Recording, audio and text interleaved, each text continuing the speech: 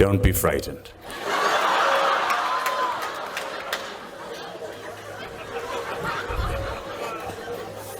When a Bennington student, 10 minutes before you come up to the podium, hands you a mace,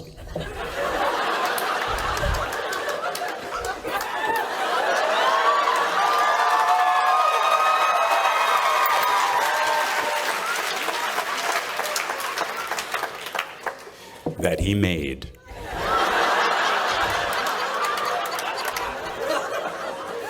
if you don't bring it to the podium with you, you'll never be Bennington.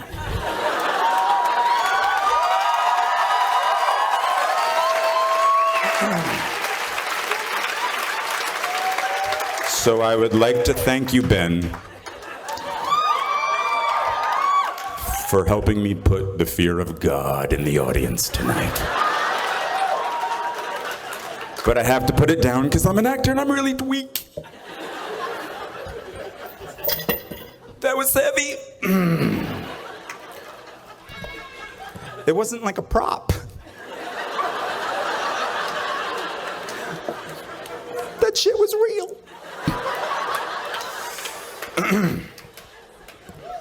Thanks, Ben.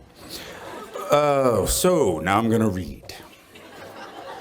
And I'm not off book, so I might be looking down a lot. Thank you, President Coleman. Brian Conover.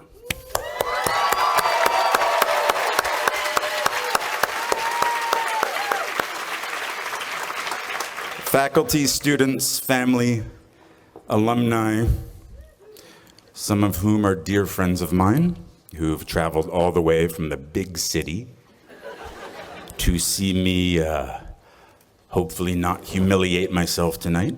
And especially thanks to you, the graduating class of 2012.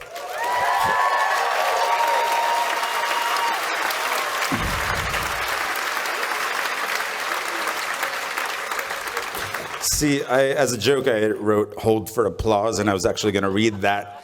So you kind of killed my joke. Let's do that again. 2012, hold for applause.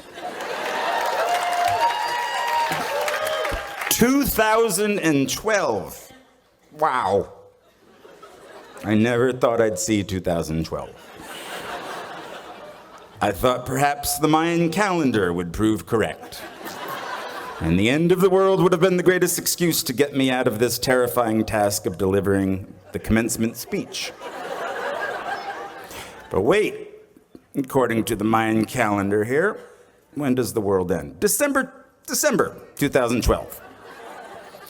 Damn. Okay, maybe I shouldn't talk to the graduates eager to start their new lives about the end of the world. Okay. Really? Of all the novelists, teachers, playwrights, poets, groundbreaking visual artists, and pioneers of science, you got the TV actor.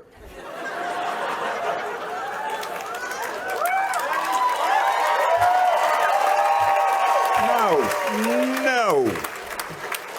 And I actually heard you petition for me. Oh, you fools. You know what? For those of you who didn't petition for me, I would love to later on talk about the problems in the Middle East and the downfall of the world economy. And for those of you who did petition for me, I don't have any signed DVDs of the Game of Thrones. But I'm happy to talk about the parallel lineages of the Targaryens and the Lannisters later at the bar.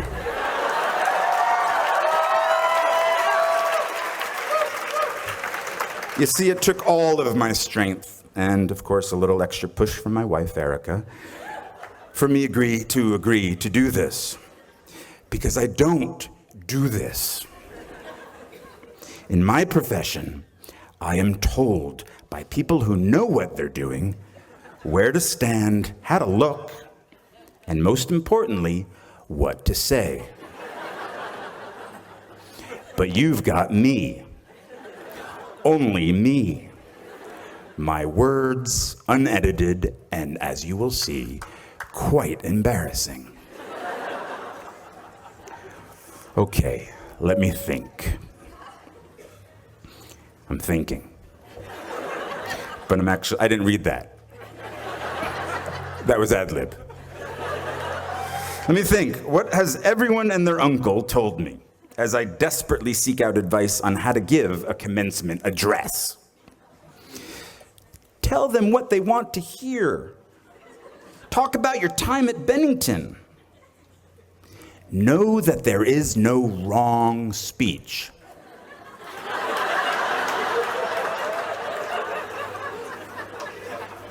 I like that one. Just keep it brief. That was my father-in-law.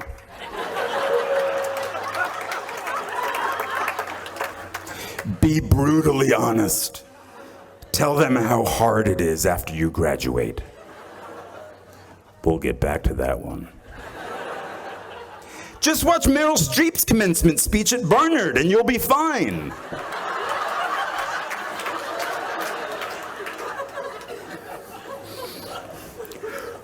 What did Beckett say?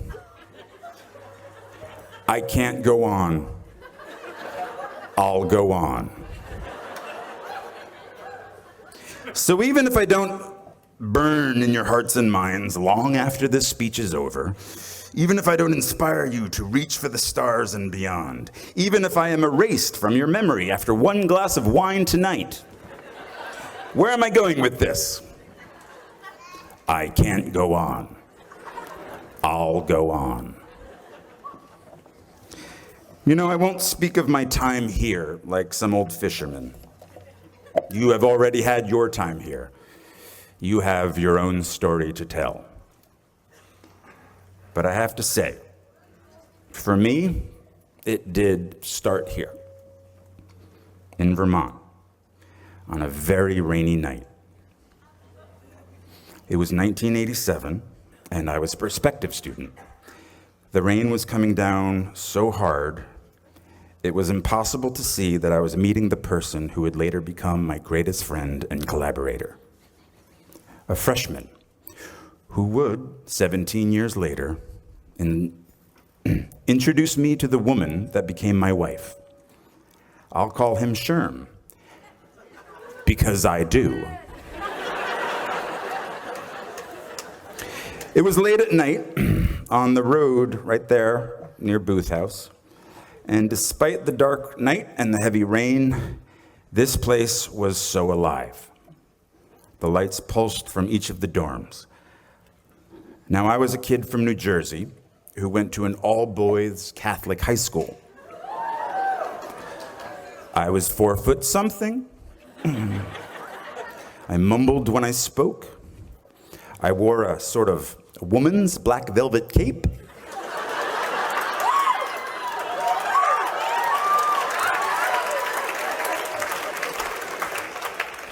Black tights, combat boots, and a scowl. But here at Bennington, I was home.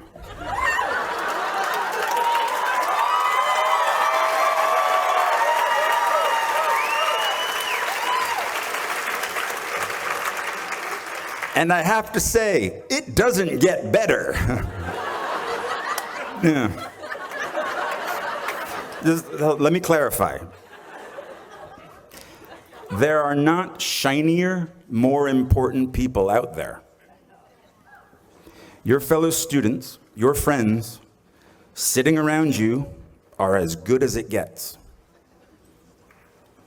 22 years after my own graduation, I have worked with my rainy night friend and fellow graduate, Sherm, on countless productions he has written, in all stages of development, from living rooms to off-Broadway. Brooks, Ian, Justin, Brett, John, Matthew, Jim, Sean, Hyla, Nikki, and the Bee are all classmates I shared my time with here and still work with, and am lucky to call my friends. We are very spoiled here. People always say to me, for such a small school, it seems like there are so many of you.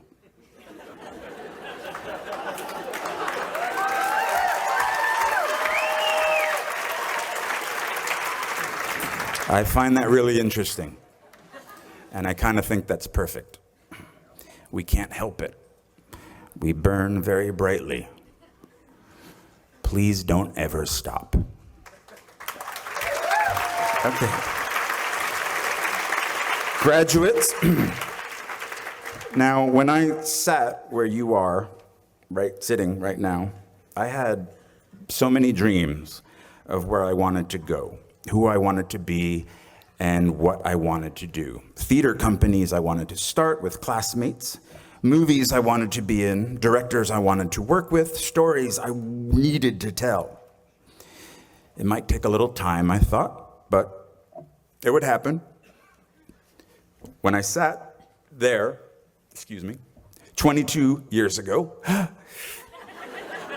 what I didn't want to think about is where I would be tomorrow. What I would have to start to do tomorrow. And I graduated in 1991, a great year, a time of resurgence for independent films in this country, a time of relatively affordable rents in New York City. See, I assumed that I could make a living writing my plays. Acting way off Broadway. And hopefully, one day, join the actors I loved and respected in those independent films. TV? Oh, what? No. What, are you kidding me? No, didn't even consider that. I had much more class than that. Much more self-respect than that. Like soap operas and shit. What I didn't have was cash, a bank account, a credit card, or an apartment. I just had debt.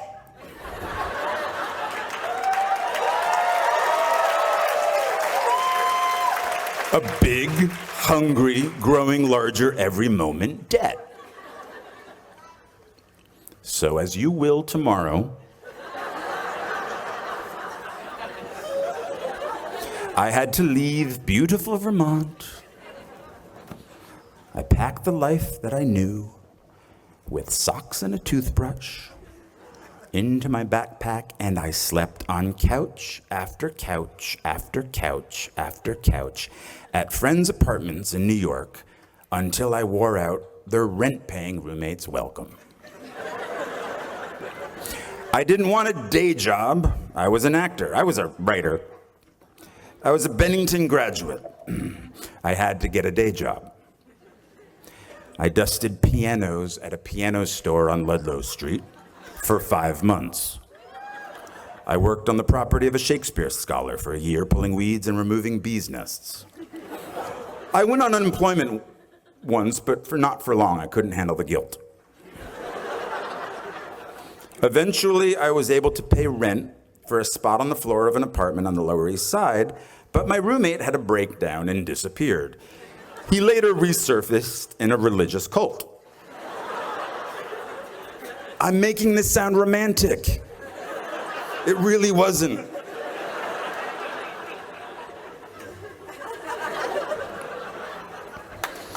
I helped hang paintings at galleries, paintings that inspire you to think, I could do that.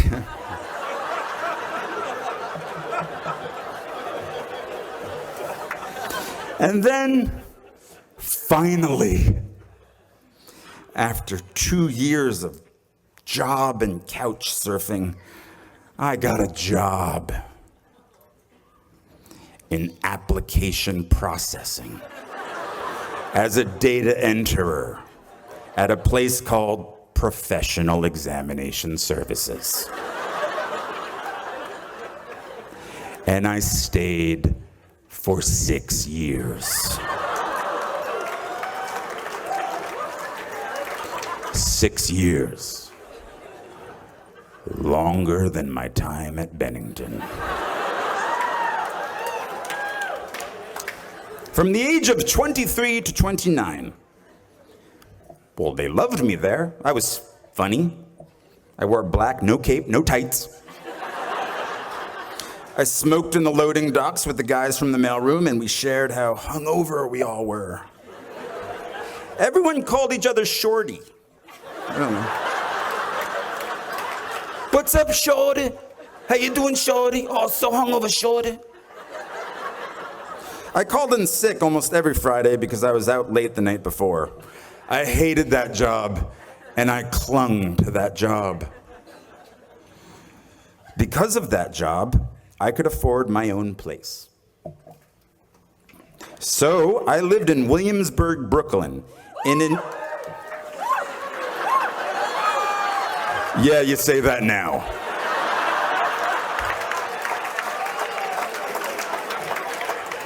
Oh, my kingdom for a time machine.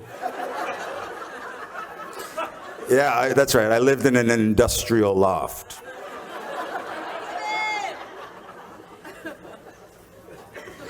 My rent was $400 a month. My dream of running a theater company with my friend and fellow Bennington graduate Ian Bell had died. I won't go into those details, but neither one of us had any business sense, and the theater we lived in, it had no heat or hot water. We didn't smell very good, but we had our youth. Youth gets old very quickly. You'll see. So Ian moved out to Seattle, and I moved up the street to my loft. And I still didn't have heat. In 1993, industrial loft meant not legal to live there. I don't want this to sound cool, and I feel like it's sounding cool. Shit. Ad lib. But I did have hot water. Hot water in my bathroom, which a friend of mine using said bathroom once shouted, "It smells exactly like a summer camp in here." It was true. For some reason, in the middle of Brooklyn, there was earth in my shower. Actual earth. And then, oh look, mushrooms growing from the earth. But I was safe, though. The Ideal Fire Control Company was right across the street where they make all the chemicals that put out chemical fires. I did not fear a chemical fire. I would be okay. And all those chemicals in the air were okay, too, because up the street we had the spice factory. They made spices. And that just covered everything up in a nice cumin scent. I had a rat. But that was okay, because I got a cat. His name was Brian, no relation.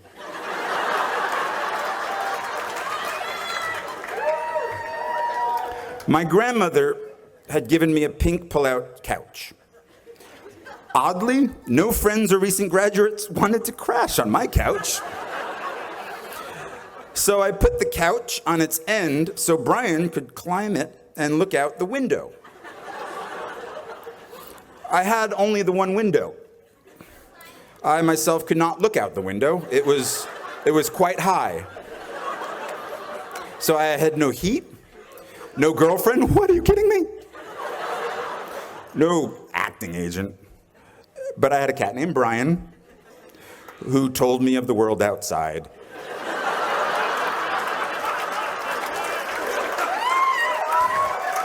And I stayed for 10 years. No, don't pity me. There's a happy ending. When I was 29, I told myself, the next acting job I get, no matter what it pays, I will, from now on, for better or worse, be a working actor. So I quit my position at the Professional Examination Services. My friends really weren't happy about that because it was so easy to find me when I worked there. Work was the only place I had the internet. This was at the beginning of the internet. And now I didn't have either the internet or a cell phone or a job. But something good happened.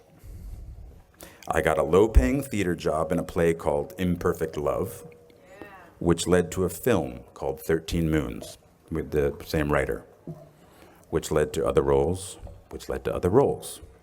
And I've worked as an actor ever since.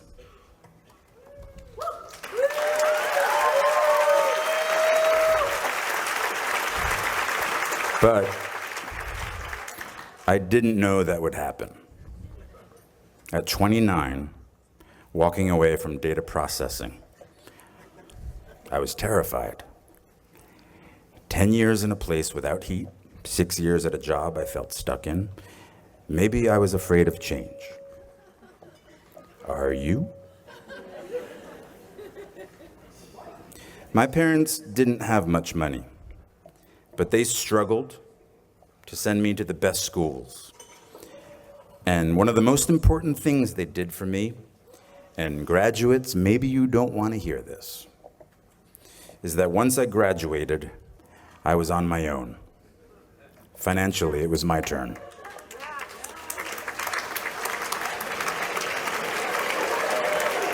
Parents are applauding, graduates are not. But this made me very hungry, literally. I couldn't be lazy. Now I'm totally lazy, but back then, I couldn't be. And so at 29, and at very long last, I was in the company of the actors and writers and directors I'd sought out that first year, that first day after school. I am by their sides. Raise the rest of your life to meet you. Don't search for defining moments because they will never come. Well, the birth of your children, okay, of course. Forget about it. 6 months. My life is forever changed, and that's the most defining moment ever. But I'm talking about in the rest of your life, and most importantly, in your work. The moments that define you have already happened, and they will already happen again. And it passes so quickly. So please bring each other along with you. Everyone you need is in this room. These are the shiny, more important people.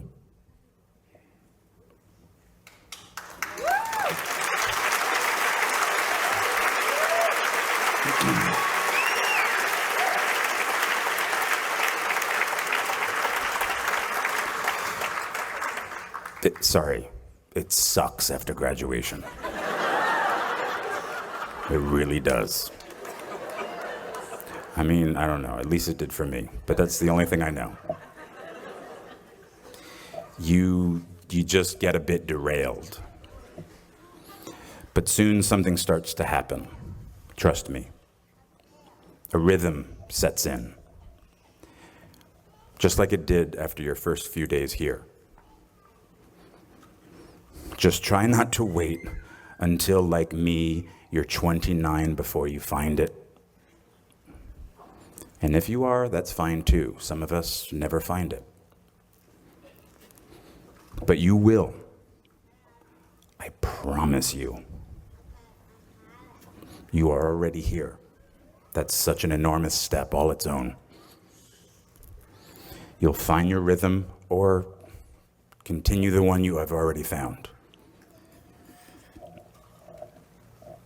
I was walking downtown in Manhattan the other day, and I was approached by a group of very sweet young ladies. Easy. Actually, they were sort of running feverishly down the street after me.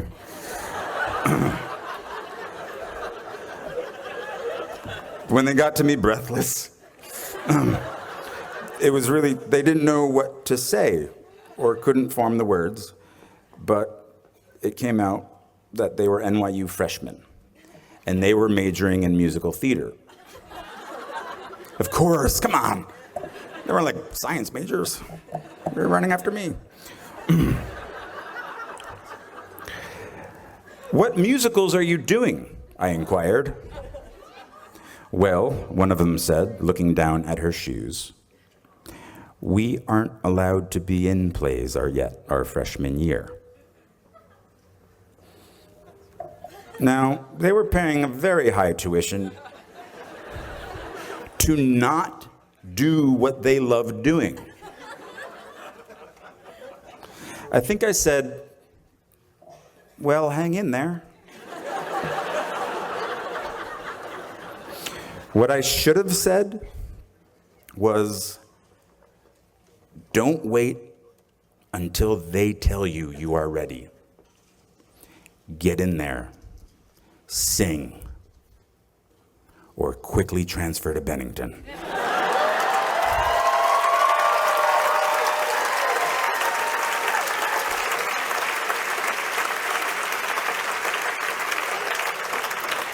When I went to school here, if a freshman wanted to write, direct, and star in her own musical, the lights would already be hung for her. Now, I tell this story because the world might say you are not allowed to yet. I waited a long time out in the world before I gave myself permission to fail. Please, don't even bother asking. Don't bother telling the world you are ready. Show it. Do it. What did Beckett say? Ever tried, ever failed, no matter. Try again, fail again, fail better. Bennington class of 2012. The world is yours. Treat everyone kindly and light up the night. Thank you so much for having me here. Good night.